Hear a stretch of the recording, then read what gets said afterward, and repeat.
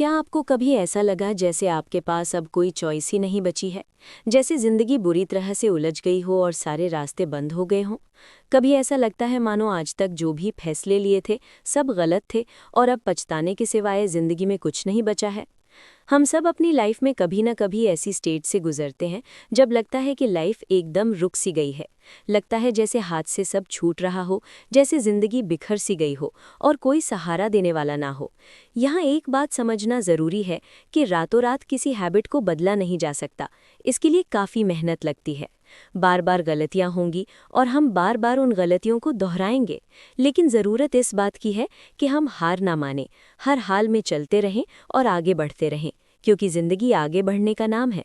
इसी तरह आपकी लर्निंग भी कभी रुकनी नहीं चाहिए। असल में देखा जाए तो लर्निंग एक लाइफ लॉन्ग प्रोसेस है। जैसे जैसे वक्त गुजरता है, हमें अपने बारे में नई नई चीज़ें पता चलती हैं और अपनी कुछ ऐसी कमियां भी नज़र आती हैं जो हमें पहले मालूम नहीं थी।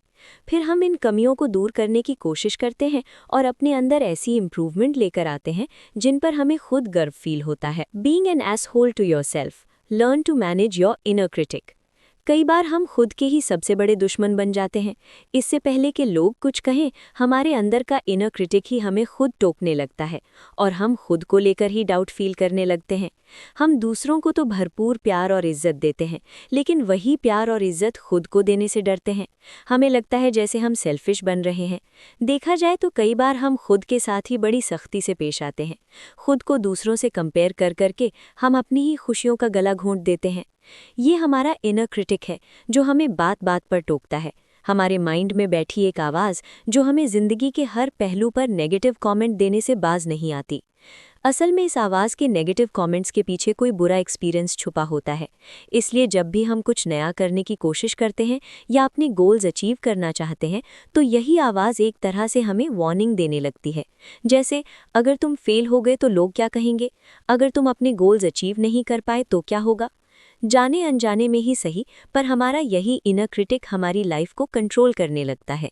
जब ये हद से ज़्यादा हावी हो जाता है तो हमारी सेल्फ एस्टीम और खुद के प्रति दया यानी कंपैशन को डैमेज करने लगता है। तो होता यह है कि जितना ज़्यादा हम इन नेगेटिव कमेंट्स पर ध्यान देंगे, उतना ही हमें ये रियल लगेंगे। और सबसे बड़ी बात तो ये है कि ये कोई बाहर वाला नहीं है, बल्कि हमारे अंदर ही छुपा है। इसलिए इसे कंट्रोल और मैनेज करना भी हमारे हाथ में ही है। तो एक डिस्ट्रैक्टर के बजाय अगर हम इसे एक मोटिवेटर के तौर पर लें तो कैसा रहेगा? अब यहाँ हम हीथर की कहानी से सीखने की कोशिश करेंगे। हीथर एक यंग लड़की है जो ऐसी फैमिली में पली बढ़ी है जहाँ फिजिकल अपीयरेंस यानी इंसान की बाहरी खूबसूरती को काफ़ी वैल्यू दी जाती है।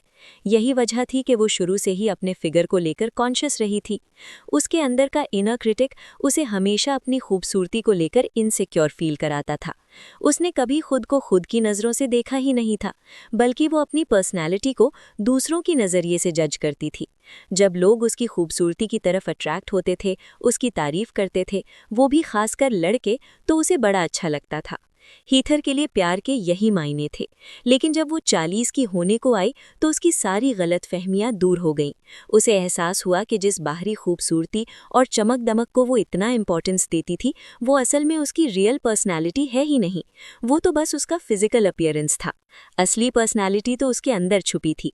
मगर इतने लंबे वक्त से उसे अपनी इनसिक्योरिटीज़ के साथ जीने की आदत पड़ चुकी थी, तो इतनी आसानी से यह हैबिट उसका पीछा छोड़ने वाली नहीं थी। हमारे इनर क्रिटिक के होने के पीछे कई कारण हो सकते हैं, जैसे हमारी फैमिली, हमारा कल्चर और वो लोग जिनसे हम दिन रात मिलते हैं। लेकिन एक ग्रेट न्यूज़ ये है कि हम इन नेगेटिव कमेंट्स के नुकसान पहुंचाने वाले नेचर को चेंज करके उन्हें मोटिवेशनल बना सकते हैं। हम अपने टूल्स यूज़ करके खुद को बेटर फील कराने की प्रैक्टिस कर सकते हैं। लेकिन इसके लिए आपको ये पता करना होगा कि ये इनर क्रिटिक स्टार्ट कहाँ से हुआ था। अपनी लाइफ के हर पहलू के बारे में सोचिए, एक लिस्ट बनाइए और फिर खुद से पूछिए कि आपकी लाइफ के इन सभी पहलुओं पर आपके इनर क्रिटिक के क्या विचार हैं। सबसे पहले ये डिसाइड करें कि कहाँ किस जगह पर क्या चीज़ इम्प्रूव करनी है। एक चीज़ और ध्यान में रखें, आपको ये पहचानना है कि आपकी ये इनर टॉक किस वजह से होती है, ताकि जब आप उन्हें पहचान लें तो आप उसके प्रति सही तरीके से रिस्पॉन्ड कर पाएं। लेकिन ये प्रैक्टिस तभी इफेक्टिव होगी जब हम लगातार प्रैक्टिस और कोशिश करते रहेंगे। याद रहे, हम इंसान हैं और इंसानों से गलतियां होती हैं, और हमारे इनर क्रिटिक की सेल्फ एस्टीम में जो कमी आती है उसके पीछे शायद हमारी गलतियां ही हैं। लेकिन खुद को माफ करना बहुत ज़रूरी है, तभी हम अपने इनर क्रिटिक को चुप करा सकते हैं। ये नेचुरल सी बात है कि हम गलतियां करेंगे और उन गलतियों से सीखेंगे भी, और ये जिम्मेदारी हमें खुद लेनी होगी। ये खुद को क्रिटिसाइज करने के लिए नहीं है, बल्कि खुद को पछतावे से बचाने के लिए है। Go away and leave me alone. Isolating and hiding out isn't protecting you. In tips और टूल्स के अलावा जिन्हें प्रैक्टिस करके हम खुद के प्रति थोड़ा और रहमदिली दिखा सकते हैं, एक और तरीका है कि हम उन लोगों से कनेक्ट करें जिन पर हम सबसे ज़्यादा भरोसा करते हैं। लेकिन कई बार ऐसा भी होता है कि फ्रेंड्स और करीबी परिवार वालों के होते हुए भी हम अकेलापन फील करते हैं। हमें ऐसा लगता है जैसे हमारा कोई नहीं है। दुनिया में कोई भी आदमी या औरत अपने आप में ऐसा आइलैंड नहीं होते जहाँ कोई पहुँच न सके। हम सब एक दूसरे से जुड़े हुए हैं और हमें एक दूसरे की ज़रूरत है। लेकिन ज़्यादातर हम अपने राज अपने तक ही रखते हैं। बेशक हम फिजिकली प्रेजेंट होंगे, लेकिन फिर भी अपनी फीलिंग्स छुपाते हैं। ज़रूरत पड़ने पर भी हम मदद नहीं मांग पाते। शायद हम दुनिया के सामने खुद को कमज़ोर नहीं दिखाना चाहते, या शायद हमें लगता है कि किसी को हमारी परवाह नहीं है। अपनी असली फीलिंग्स छुपाने के पीछे इंसान के पास कई कारण हो सकते हैं। ऐसे में कई बार हम अपने इनर क्रिटिक को नेगेटिव कमेंट करने का मौका देते हैं। हम शायद अनजाने में ही खुद को अलग थलग कर लेते हैं कि कहीं कोई हमारे इमोशंस का मजाक ना उड़ा दे, कहीं कोई हमारा फ़ायदा ना उठा ले। इसके पीछे कई कारण हो सकते हैं, जैसे किसी ने कभी हमें धोखा दिया हो या कोई दोस्त वक्त पर काम ना आया हो। अपने इनर क्रिटिक की तरह ही आप इस प्रॉब्लम का रास्ता निकाल सकते हैं ताकि आपको और ज़्यादा फ्रस्ट्रेशन ना हो। लेकिन आपको करना क्या है? अपने करीबी लोगों से दिल खोल कर बातें कीजिए। उन पर भरोसा कीजिए कि वो आपकी फीलिंग्स समझेंगे। जो भी दिल में है, पूरी ईमानदारी के साथ एक्सप्रेस कीजिए कि आप क्या फील कर रहे हैं। लीज़ा और कैरी की दोस्ती में यही सच्चाई काम आई। दोनों काफ़ी लंबे समय से दोस्त थीं, फिर हालात कुछ ऐसे बने कि दोनों एक दूसरे से दूर चली गईं। दोनों ने ही एक दूसरे को दिल दुखाने वाली बातें कहीं। हालांकि बाद में लीज़ा ने कैरी से दोबारा कनेक्ट करने की कोशिश भी की थी। वो देखना चाहती थी कि कैरी उसे लेकर अब क्या सोचती है, लेकिन इसके लिए उसे वो सब करना पड़ेगा जिसे करना ज़्यादातर लोगों को अनकम्फर्टेबल लगता है। लीज़ा को एक्सेप्ट करना ही होगा कि उसे कैरी की बातों से कितना दुख हुआ था, लेकिन फिर भी वो दोस्ती का हाथ आगे बढ़ाना चाहती है। उसने कैरी से माफ़ी भी मांगी और उसे बताया कि ये दोस्ती उसके लिए कितनी अनमोल है। उसकी बात सुनकर कैरी को भी अपनी गलती का एहसास हो गया और उसने भी लीज़ा से माफ़ी मांगते हुए इस दोस्ती को हमेशा बरकरार रखने का वादा किया। उनका रिश्ता पहले से मजबूत हो गया था, लेकिन इसमें मेन रोल निभाया था उनके आपसी कम्युनिकेशन ने। अपनी फीलिंग्स एक दूसरे से शेयर करके उन्होंने अपने दिल का बोझ हल्का कर लिया था। हालांकि ये केस एक अच्छा एग्जाम्पल है, पर सबके साथ ऐसा नहीं होता। कुछ औरतें अपनी प्रॉब्लम्स और फीलिंग्स को कभी शेयर नहीं कर पाती। वो अपने दिल में हर तकलीफ, हर दर्द छुपाए रखती हैं। इसकी सबसे बड़ी वजह होती है ट्रस्ट, यानी भरोसा। ट्रस्ट सुनने में छोटा सा शब्द है, पर इसकी इम्पॉर्टेंस बहुत ज़्यादा है, खासकर रिश्तों के मामले में। इंसान हर किसी पर आसानी से ट्रस्ट नहीं कर पाता। भरोसा एक ऐसी चीज़ है जो इंसान को कमानी पड़ती है। जब तक आप किसी पर आंख मूंद कर भरोसा नहीं करते, वो भी आप पर भरोसा नहीं करेगा। हमेशा दूसरों को दोष मत दो। हो सकता है कि हमने भी किसी का भरोसा तोड़ा हो। जिन दोस्तों को हम दोष देते हैं, क्या पता वो भी हमें दोष देते होंगे। बाकी चीज़ों की तरह भरोसा करने में भी वक्त लगता है। दूसरों का भरोसा जीतने से पहले खुद भरोसे के लायक बनो। जब हम किसी के काम आएंगे तो दूसरा भी एक दिन हमारे काम आएगा। दोस्ती की ताली हमेशा दो हाथों से बजती है। शायद आप जिस प्यार को ढूंढ रहे हैं वो आपके आसपास ही है, पर आप पहचान नहीं पा रहे। इसलिए अपने इमोशंस शेयर करने से डरिए मत। भरोसा बिल्ड कीजिए और सबके साथ हमदर्दी का भाव रखिए। दुनिया में हर इंसान खुश रहना चाहता है, और इस खुशी को पाने के लिए हम कुछ भी करते हैं। हम हर उस फीलिंग को दबाने की कोशिश करते हैं जो हमारी खुशियों के आड़े आती है। अपने दर्द को भुलाने की कोशिश करना एक ऐसी हैबिट है जहां हम अपने तकलीफ देने वाले इमोशंस को छुपाने की कोशिश करते हैं, क्योंकि हम उन्हें फेस ही नहीं करना चाहते, बल्कि उन्हें अवॉइड करते हैं। लेकिन ये कोई सल्यूशन नहीं है, बल्कि हमें उस प्रॉब्लम की जड़ तक जाना होगा और हर हाल में उसे फेस करना होगा। उसे सॉल्व करके तब आगे बढ़ना होगा। कुछ लोगों को ये इम्पॉसिबल लगेगा, लेकिन यकीन मानिए ये तरीका बेहद कारगर है। लोग अपना दर्द छुपाने के कई रास्ते ढूंढ लेते हैं, जैसे शॉपिंग करना या बाहर खाने चले जाना या फिर घंटों फेसबुक खोलकर देखते रहना। ये सारी आदतें उतनी डिस्ट्रक्टिव तो नहीं है, लेकिन आपको इनकी लत भी लग सकती है, ठीक वैसे ही जैसे शराब या ड्रग्स की लगती है। हमें लगेगा कि इस तरह की बेपरवाही या नंबिंग मैकेनिज्म हमारी केयर कर रहा है, लेकिन ऐसा कोई तरीका नहीं है कि हम जान सके कि कब कोई खास एक्टिविटी नंबिंग मैकेनिज्म बन रही है। आप बस इसे अंदाजे से समझ सकते हो। एक माँ जो काफ़ी बिजी रहती है, उसका कहना है कि जब भी वो रिलैक्स फील करना चाहती है तो एक ग्लास वाइन का ले लेती है। स्टार्टिंग में ये सेल्फ केयर जैसा ही कुछ लग रहा था। आफ्टर ऑल वो अपने बिजी शेड्यूल से कुछ पल निकालकर इंजॉय ही तो कर रही थी। लेकिन यही सिलसिला जब रोज चलने लगा तो उसे शराब की हैबिट लग गई। शराब उसके लिए एक प्रॉब्लम से भागने का एक जरिया बन गई, लेकिन ये रियल सोल्यूशन नहीं था। अल्कोहल बस उसके माइंड को रिलैक्स कर सकती है, ना कि उसे प्रॉब्लम का रियल सोल्यूशन देगी। सोल्यूशन उसे खुद निकालने होंगे, और एक माँ होने के नाते वो अपनी जिम्मेदारियों से भाग नहीं सकती। औरतों को अपनी तकलीफ छुपाने की आदत होती है। वो लाख आंसू पी जाएंगी, लेकिन दिल की बात कभी जाहिर नहीं होने देंगी, फिर चाहे सामने वाला कितना भी कुरेदने की कोशिश करे। शायद उन्हें जज किए जाने का डर सताता है, लेकिन अपनी फीलिंग्स छुपाने से प्रॉब्लम सॉल्व नहीं होती। सच लाख कड़वा ही सही, लेकिन उसका सामना तो करना ही पड़ेगा, वरना हल कैसे निकलेगा। ये सारे इमोशंस हमारी फीलिंग्स का ही पार्ट है, इसलिए हमें इन्हें समझना और एक्सेप्ट करना ही होगा। अपने दर्द को दबाना या अनदेखा करना एक हैबिट बन जाती है, लेकिन इस हैबिट से धीरे धीरे छुटकारा पाया जा सकता है। बस ये पहचानना सीख जाइए कि आप कौन से इमोशंस दिल में दबा रहे हैं। कुछ वक्त अपने लिए भी निकालिए, जब आप अपनी सारी फीलिंग्स, सारी भड़ास निकाल सकें। ये खुद को फ्री करने की प्रैक्टिस है, और ये बेहद ज़रूरी है, क्योंकि कई बार तो हमें खुद भी समझ नहीं आता कि हम क्या फील कर रहे हैं और क्यों फील कर रहे हैं। अपनी फीलिंग्स दूसरों से कभी कंपेयर मत कीजिए, क्योंकि हम नहीं जानते कि दूसरे लाइफ के किस मुकाम से गुजर रहे हैं। दुनिया में सब एक साथ खुश नहीं रह सकते, और ना एक साथ दुखी रह सकते हैं। आपको बुरा लग रहा है तो लगने दीजिए, उसे छुपाइए मत। एक्सेप्ट कीजिए कि आपको बुरा लग रहा है। ये डिसाइड करने का हक किसी को नहीं है कि आप कब क्या फील करेंगे। और अपने करीबी लोगों से फीलिंग्स शेयर करने में कोई बुराई नहीं है। कोई तो होगा जो आपकी फीलिंग्स को समझेगा। खुद पर भरोसा रखिए कि आप ये कर सकते हैं। शुरुआत में ये मुश्किल लगेगा, पर धीरे धीरे वक्त के साथ सब ठीक होता जाएगा। Feeling like a fraud, the imposter complex. Trust एक बड़ी बात है। खासकर औरतें तो वैसे भी आसानी से हर किसी पर ट्रस्ट नहीं कर पाती, और बात अगर फीलिंग्स की हो तो वो औरों पर तो क्या, खुद पर ही ट्रस्ट नहीं कर पाती। ज़्यादातर औरतों की प्रॉब्लम होती है कि उन्हें खुद की ही कैपेबिलिटी पर भरोसा नहीं होता। अगर हम ऐसा फील करेंगे कि हम फेक हैं, तो यहाँ हम इम्पोस्टर कॉम्प्लेक्स के शिकार बन सकते हैं। कुछ लोगों को लगता है कि उनके साथ जो कुछ अच्छा होता है उनके गुड लक की वजह से होता है, और जब गुड लक खत्म हो जाएगा तो उनके अच्छे दिन भी चले जाएंगे। खासकर अपने रिश्ते और करियर को लेकर तो लोग यही सोचते हैं। इस तरह की थिंकिंग की जड़ हमारे परिवार में हो सकती है।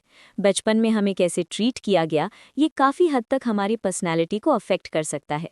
या फिर सिंपली हम बोल सकते हैं कि हमारा कल्चर और हमारी पर्सनैलिटी आपस में कनेक्टेड होते हैं। कल्चर की बात करें तो हमारी सोसाइटी में हमेशा औरतों को मर्दों से ज़्यादा एफर्ट करने पड़ते हैं। जो हक मर्दों को ईजिली मिल जाते हैं, उनके लिए औरतों को लंबी लड़ाई लड़नी पड़ती है। और उसके बावजूद अगर औरत कुछ अचीव कर लेती है तो भी उसे लगता है कि वो ये डिज़र्व नहीं करती। ये तो सच है कि हमारी हैबिट्स हमारा थॉट प्रोसेस बन जाती है, इसलिए हमें ऐसी हैबिट अवॉइड करनी होगी जो हमें अंडर एस्टिमेट करती हैं। हाँ, हम ये कर सकते हैं। हम आपको कुछ ऐसी प्रैक्टिस बताएंगे जिन्हें अप्लाई करके आप इस इम्पोस्टर कॉम्प्लेक्स से छुटकारा पा सकते हैं। इम्पोस्टर कॉम्प्लेक्स की ये प्रॉब्लम रेचल के लिए नई नहीं थी। उसने नर्सिंग स्कूल से ग्रेजुएट किया था, इसके बावजूद उसे समझ नहीं आ रहा था कि अब आगे लाइफ में क्या करना है। उसे लगता था कि वो अपने गुड लक की वजह से ही एग्जाम क्लियर कर गई थी, वरना तो उसे कुछ नहीं आता था। अब जबकि वो ईआर में जॉब करती थी, तो भी उसे खुद की एबिलिटी पर डाउट था। उसे लगता था उसे जो मिला है लक से मिला है। रेचल उन औरतों में से थी जो इम्पोस्टर कॉम्प्लेक्स का बहुत बड़ा शिकार बन जाती हैं। उन्हें अपनी काबिलियत पर हमेशा शक रहता है। एक तो वो अपने माइंड में खुद को लेकर इतना हाई स्टैंडर्ड सेट कर लेती है, और ऊपर से कभी अपने डिसीजन पर ट्रस्ट नहीं कर पाती। परफेक्शनिस्ट होने के एक और मायने हैं खुद को धोखा देना, जबकि सच तो ये है कि दुनिया में कोई परफेक्ट नहीं होता। ऐसा बहुत कुछ है जो हम नहीं जानते। तो क्या हुआ अगर हमारे अंदर कुछ कमियां हैं, अगर हमसे गलतियां हो जाती हैं और हम राइट डिसीजन नहीं ले पाए? ये सब चलता है। आफ्टर ऑल, गलतियां करने और उन गलतियों से सीखने का नाम ही तो जिंदगी है। और जिंदगी कभी परफेक्ट नहीं होती। जब तक हम हैं, गलतियां करते रहेंगे और सीखते रहेंगे। हमारे आसपास जो लोग होते हैं वो ना तो इनकॉम्पिटेंट हैं कि उन्हें बेवकूफ़ बनाया जा सके, ये भी एक कारण है कि हमें अपने इनर क्रिटिक की बात नहीं सुननी चाहिए जब वो कहती है कि तुम ये डिज़र्व नहीं करते या तुम ये अचीव नहीं कर सकते। जब आप खुद के बारे में बोलें तो बेशक बड़ी बड़ी बातें ना करें, लेकिन खुद को इतना छोटा और कम भी मत समझिए। जैसा कि हमने पहले जिन आदतों के बारे में बताया था कि हमें खुद के प्रति ही ईमानदार रहने की आदत डालनी होगी। खुद को डिज़र्विंग समझने में कोई बुराई नहीं है। इसे हम खुद के मुंह या मिट्ठू वाली बात हरगिज़ नहीं कहेंगे। कोई आपको कॉम्प्लीमेंट दे तो वैसे ही एक्सेप्ट करो जैसे आप गिफ्ट एक्सपेक्ट करते हो। जब भी आपको लगे आपकी इनर क्रिटिक जीत रही है या आपको शर्मिंदगी महसूस करा रही है, तो उस वक्त याद रखना कि आप डिजर्व करते हो, आप क्वालिफाइड हो, आप वैलिड हो, और सबसे बढ़कर आपने जो कुछ अचीव किया है इसलिए किया है क्योंकि आप उस काबिल हो। आप उस इमेज से कहीं ज्यादा बड़े हो जो आपके इम्पोस्टर ने आपको दिखाई है, और आप उसे कभी जीतने मत देना। चाहे कोई एक्सेप्ट करे या ना करे, लेकिन ज़्यादातर औरतें परफेक्शन के पीछे पागल होती हैं। अपने गोल्स अचीव करने के लिए ये औरतें कोई कसर बाकी नहीं रखती। वैसे गोल ओरिएंटेड होने में कोई बुराई तो नहीं है, लेकिन सवाल ये है कि आखिर ऐसे परफेक्शन का फ़ायदा ही क्या, जो आपको टेंशन में डाल दे, आपके रिश्तों में खटास पैदा कर दे, और सबसे बड़ी बात कि आपको अपनी सच्ची खुशियाँ पाने से रोक दे। परफेक्शनिज्म की जड़ में डर और शर्म छुपी हुई है।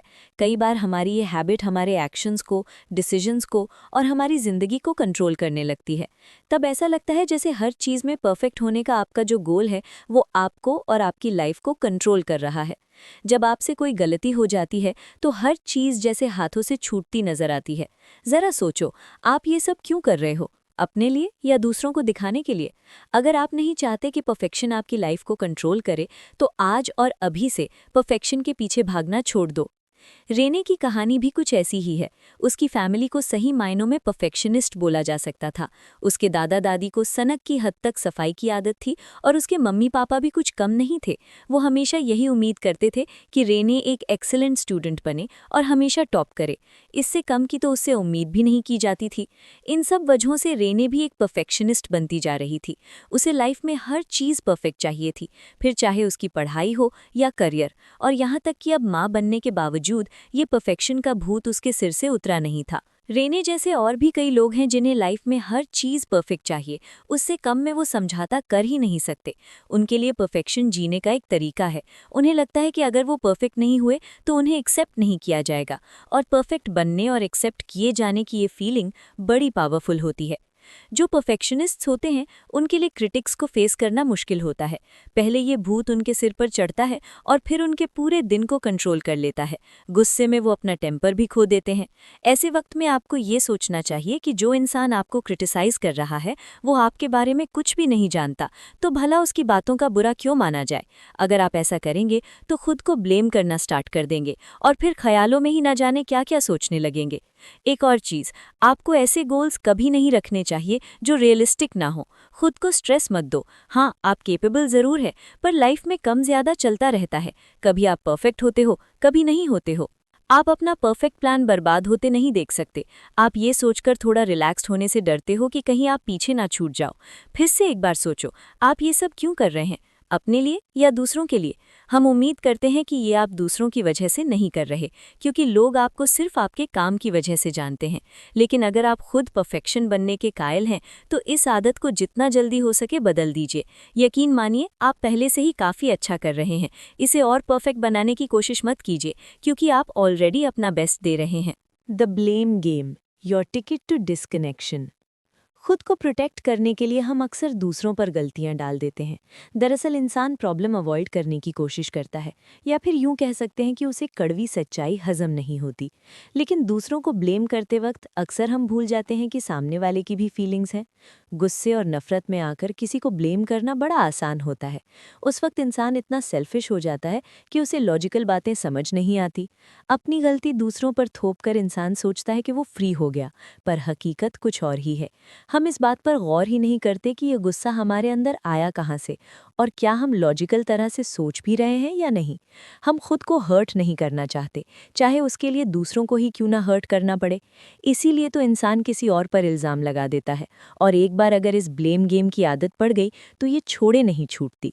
यहाँ हम इसी बारे में डिस्कस करेंगे कि इस ब्लेम गेम को लाइफ से हटाकर कैसे हम खुद के प्रति ईमानदार रहना सीख सकते हैं। इस बुक की ऑथर एंड्रिया ओवन की भी ब्लेम करने की हैबिट हुआ करती थी। वो अपने पास्ट रिलेशनशिप के बारे में बताते हुए कहती हैं कि उन्हें अपनी हर प्रॉब्लम, हर गलती के लिए अपने हस्बैंड को ब्लेम करने की आदत थी। एंड्रिया बताती हैं कि उनके एक्स हस्बैंड उनके साथ कभी ठीक से पेश नहीं आए थे और हमेशा उनके लिए कोई ना कोई मुसीबत खड़ी कर देते थे। शायद इसी वजह से एंड्रिया भी उन्हें हमेशा हर बात के लिए ब्लेम करती रहती थी। इस चक्कर में एंड्रिया को अपनी गलती कभी नजर ही नहीं आई। किसी और को ब्लेम करने के चक्कर में हम ये समझने की कोशिश ही नहीं करते कि हमारे अंदर इतना गुस्सा आया कहाँ से। जैसे जैसे साल गुजरते गए एंड्रिया समझ गईं कि इस हैबिट से छुटकारा कैसे पाया जाए, बल्कि हर इंसान को अपने अंदर झांक कर देखना चाहिए कि ये ब्लेम कब और कहाँ ट्रिगर हुए थे। आमतौर पर आप किस सिचुएशन में दूसरों को ब्लेम करते हो? ये फर्स्ट स्टेप काफ़ी डिफ़िकल्ट है, क्योंकि इसमें हमें ओपन माइंड बनने की ज़रूरत पड़ती है। जो लोग खुद की गलती मानना ही नहीं चाहते, उनके लिए ये समझना थोड़ा मुश्किल होगा। हमें अपने पास्ट में झांक कर देखना होगा कि हम क्यों हर बात के लिए दूसरों को ब्लेम करते हैं। कहीं ना कहीं कोई वजह तो ज़रूर होगी।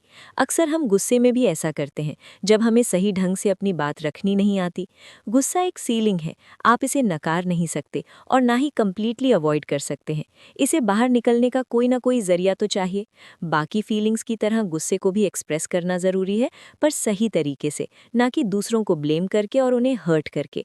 वरना कहीं ऐसा ना हो कि आपका गुस्सा कहीं और निकल जाए और बात हाथ से निकल जाए। अगर हम रियल प्रॉब्लम से बचने के लिए या खुद को हर्ट होने से बचाने के लिए यूं ही दूसरों को ब्लेम करते रहे, तो यही लोग एक दिन हमसे किनारा कर लेंगे।